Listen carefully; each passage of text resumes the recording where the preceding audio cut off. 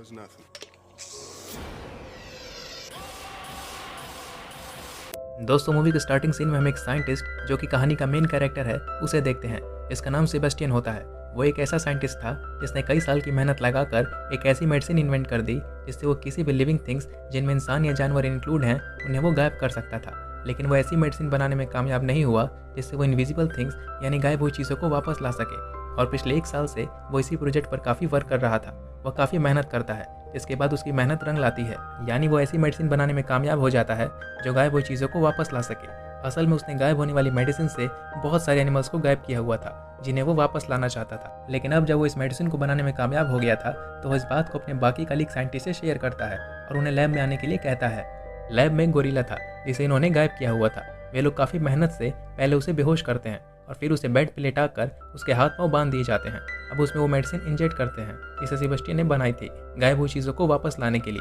और जब वे उसके अंदर मेडिसिन इंजेक्ट करते हैं तो उसे काफ़ी डिफिकल्टीज़ का सामना करना पड़ता है क्योंकि इसकी हार्ट बीट बढ़ जाती है और उस गोरिल्ला की हालत देखकर ऐसा लग रहा था कि वो अब नहीं बच पाएगा। लेकिन वे उसे बचाने की बहुत कोशिश करते हैं और उसके हार्ट को शॉक देते हैं जिससे उस गोरिल्ला की हार्ट बीट नॉर्मल होने लगती है और धीरे धीरे उसकी बॉडी स्टेबल हो जाती है और गोरिल्ला पूरी तरह अपने बॉडी में वापस आ जाता है। अब क्योंकि वे सभी ऐसा करने में कामयाब हो जाते हैं तो वे बहुत खुश होते हैं क्योंकि उनके इन्वेंट और उनके एक्सपेरिमेंट सभी सही साबित होते हैं। अब हमें ये पता चलता है कि सारे एक्सपेरिमेंट्स मिलिट्री के लिए हो रहे थे और उन लोगों को मिलिट्री के साथ मीटिंग होती है जहाँ सेबेस्टियन झूठ बोल देता है कि उसने अभी भी कोई सक्सेस हासिल नहीं की है और वो कामयाब होने के लिए कुछ और टाइम मांगता है। तब मिलिट्री उसे कहती है तुम पहले ही बहुत सारा टाइम ले चुके हो और अब अगर तुमने जल्दी से रिजल्ट्स नहीं दिया तो हम तुम्हारी रिप्लेसमेंट में किसी और को मौका देंगे। और जब वो लोग वहाँ से बाहर जाते हैं तो सेबेस्टियन के साथ ही, जिसमें लड़की का नाम लिंडा और लड़के का नाम मैथ्यू होता है, वो उससे पूछते हैं कि तुमने मीटिंग में झूठ क्यों बोला कि तुमने सक्सेस हासिल नहीं की है। तब वो कहता है इसलिए क्योंकि मैं इस मेडिसिन को किसी इंसान पर चेक करना चाहता हूँ, टेस्ट करना चाहता हूँ। और वो इंसान और कोई नहीं बल्कि वो खुद था जिस पर वो अपने कलीग से मीटिंग करता है। और वो यहाँ भी झूठ बोल देता है कि मिलिट्री ने उन्हें इस मेडिसिन को इंसानों पर टेस्ट करने की परमिशन दे दी है, जबकि ऐसा कुछ भी नहीं था।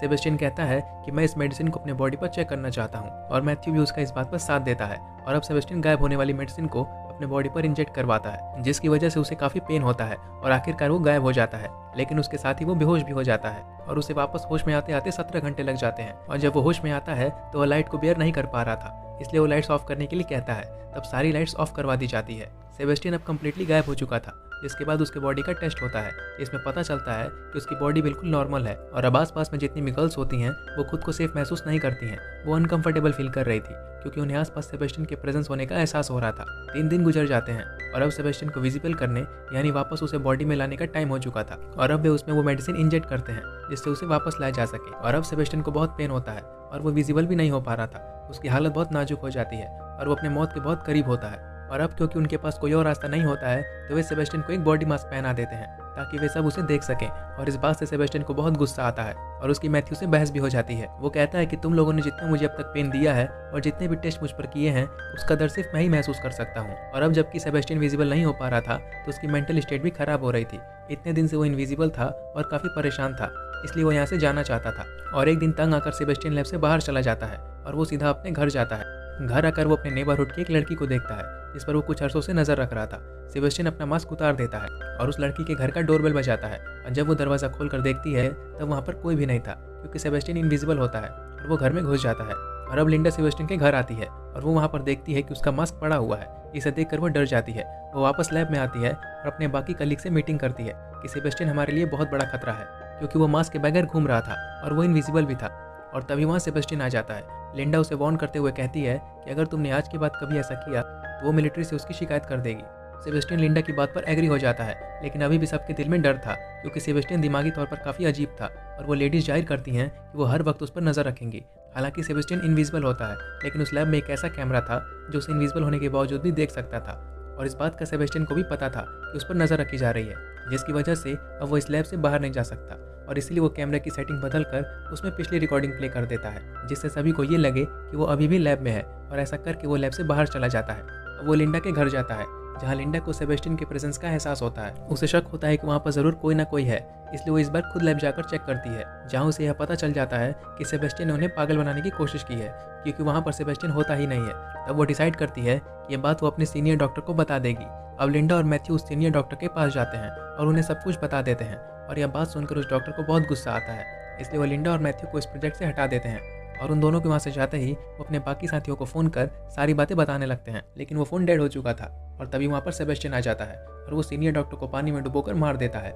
नेक्स्ट मॉर्निंग सेबेस्टियन वापस लैब में आ जाता है। लिंडा और मैथ्यू उस सीनियर डॉक्टर के कॉल का वेट कर रहे होते हैं, क्योंकि उनकी आज मीटिंग थी। और अब जैसा कि सीनियर डॉक्टर मर चुका था तो उसकी कॉल भी नहीं आती है। अब चेक करने के लिए लिंडा डॉक्टर के घर पर कॉल करती है, जहाँ उसे ये पता चलता है कि डॉक्टर की पानी में डूबने की वजह से मौत हो चुकी है। और अब लिंडा ये डिसाइड करती है कि वो इस प्रोजेक्ट के बारे में सबको बता देगी, क्योंकि सेबेस्टियन की रियलिटी जो कि वो इनविजिबल है ये सिर्फ वही लोग जानते हैं जो लैब में मौजूद थे, और बाकी किसी को भी इसके बारे में कुछ नहीं पता था।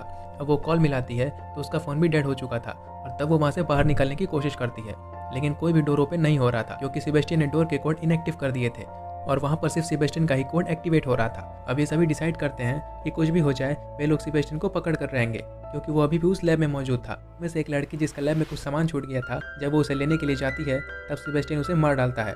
उन लोगों को अब पता चल जाता है कि सेबेस्टियन अब उन्हें एक एक करके मार डालेगा, क्योंकि वो नहीं चाहता था कि किसी को भी उसकी रियलिटी के बारे में पता चले कि वो इनविजिबल है। लैब में एक ट्रेजर की मदद से वे सेबेस्टियन की लोकेशन ढूंढ लेते हैं और वहाँ पर उसे पकड़ने के लिए दो लोग जाते हैं। एक तो मैथ्यू होता है और दूसरा उसका फ्रेंड होता है। वहाँ पर सेबेस्टियन मैथ्यू के फ्रेंड को इंजर्ड कर देता है।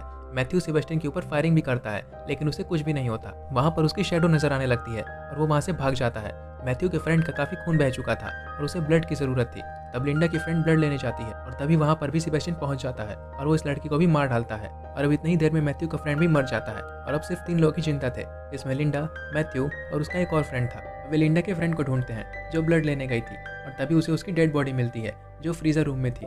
लिंडा और मैथ्यू के अलावा जो सर्वाइवर था सेबेस्टियन उसे भी मार डालता है और वो उसे लोहे के रॉड से मारता है। मैथ्यू जब उसे बचाने की कोशिश करता है तो सेबेस्टियन उसे भी इंजर्ड कर देता है। वो लिंडा और मैथ्यू को फ्रीजर रूम में बंद कर फ्रीजर ऑन कर देता है और उन्हें वहीं छोड़ देता है और वहाँ से चला जाता है। वो उन दोनों को कोल्डनेस की वजह से मारना चाहता था और फ्रीजर का टेम्परेचर भी आहिस्ता आहिस्ता डाउन हो रहा था, लेकिन फिर भी लिंडा पूरी हिम्मत से दरवाज़ा तोड़ने की कोशिश करती है, लेकिन वो ऐसा नहीं कर पाती। मैथ्यू जो कि इंजर्ड था, इसी वजह से वो बेहोश होता है। अब हम सेबेस्टियन को देखते हैं जो अच्छे से रेडी हो जाता है और एक केमिकल का यूज़ करके एक बॉम्ब बनाता है और बाद में उसका टाइमर सेट करके वहाँ से चला जाता है। दूसरी तरफ लिंडा भी मैग्नेटिक पावर यूज़ करके दरवाजे को खोलने की कोशिश कर रही थी और इस बार वो कामयाब भी हो जाती है। डोर ओपन होने के बाद वो मैथ्यू को वहाँ से निकालने लगती है और उसके पास आग जला देती है, क्योंकि उसकी बॉडी काफ़ी ठंडी हो गई थी। और अब लिंडा उस जगह पर जाती है जहाँ सेबेस्टियन होता है। सेबेस्टियन जो कि लिफ्ट में था और लिफ्ट का दरवाज़ा बंद होने ही वाला था कि तभी वहाँ पर लिंडा पहुँच जाती है। लिंडा के हाथ में एक गैस सिलेंडर होता है जिसमें आग लगाकर वो सेबेस्टियन को जला देती है। सेबेस्टियन जो कि सारा जल चुका था तो आहिस्ता आहिस्ता उसकी बॉडी भी जलती जा रही थी। अब सेबेस्टियन इंजर्ड भी होता है और वो काफ़ी गुस्से में भी होता है। वो लिंडा से अपना रिवेंज लेना चाहता था, इसीलिए वो किसी भी हाल में उसे मारना चाहता था। फिर लिंडा आग बुझाने वाले पाइपलाइन को ऑन कर देती है, जिससे वहाँ पर पानी गिरने लगता है और अब सेबेस्टियन भी हल्का हल्का नजर आने लगता है। वो लिंडा को बहुत बुरी तरीके से मारता है और उसके गर्दन पर पाँव रखकर उसका गला दबाने की कोशिश करता है। अब लिंडा ऑलमोस्ट मरने ही वाली होती है कि तभी मैथ्यू वहाँ पर आ जाता है। उसके हाथ में एक लोहे की रॉड होती है जिससे वो सेबेस्टियन के सर पर जोर से मारता है, जिससे सेबेस्टियन वहीं पर गिर जाता है। अब मैथ्यू लिंडा को उठाता है और वो दोनों वहाँ से जाने लगते हैं। सेबेस्टियन जो कि अभी तक मरा नहीं था बल्कि जिंदा था, वो उसी रॉड को उठा लेता है और मैथ्यू पर हमला कर देता है। मैथ्यू सेबेस्टियन को धक्का दे देता है, जिससे वो रॉड इलेक्ट्रिक वायर से टकरा जाती है। अब करंट सेबेस्टियन के पूरे बॉडी में फैल जाता है, जिससे गिरकर वो वहीं बेहोश हो जाता है। अब लिंडा और मैथ्यू उस जगह पर जाते हैं जहाँ पर सेबेस्टियन ने वो बॉम्ब सेटअप किया हुआ था। वे दोनों समझ चुके थे कि उनके पास टाइम बहुत कम है, इसलिए वे इस बॉम्ब को एक्सप्लोड होने से नहीं रोक सकते और वो दोनों वहाँ से बाहर भी निकलना चाहते हैं, लेकिन वे लिफ्ट के जरिए भी बाहर नहीं जा सकते थे, क्योंकि सेबेस्टियन ने उनके अराइवल और डिपार्चर को इनएक्टिव कर दिया था। इसलिए अब वो इमरजेंसी एग्जिट जो कि लिफ्ट के साथ होती है उसके सहारे ऊपर चढ़ने लगते हैं। वे लोग ऊपर जा ही रहे होते हैं तभी वो बॉम्ब ब्लास्ट हो जाता है। अभी वे ऊपर चढ़ ही रहे होते हैं कि तभी सेबेस्टियन लिंडा का पाँव पकड़ लेता है। क्योंकि सेबेस्टियन अभी भी जिंदा होता है, मैथ्यू लिंडा को बचाने के लिए आगे बढ़ता है, लेकिन इससे पहले कि मैथ्यू उन दोनों तक पहुंच पाता, सेबेस्टियन लिंडा को लेकर लिफ्ट में आ जाता है। वे दोनों जब लिफ्ट में होते हैं तब लिंडा एक वायर जो लिफ्ट में लगी हुई थी उसे पकड़ लेती है और उस वायर के जरिए ही वो लिफ्ट ऊपर से नीचे आ रही थी। तभी लिंडा अपने पाँव से एक बटन प्रेस कर देती है, जिससे वो वायर लिफ्ट से अलग हो जाती है और सेबेस्टियन उस लिफ्ट के साथ नीचे गिरता है और नीचे ब्लास्ट की वजह से आग जल रही थी, जिसमें सेबेस्टियन जलकर मर जाता है और लिंडा आहिस्ता आहिस्ता मैथ्यू के पास आने लगती है और अब दोनों बच जाते हैं और इसी के साथ ये मूवी खत्म होती है।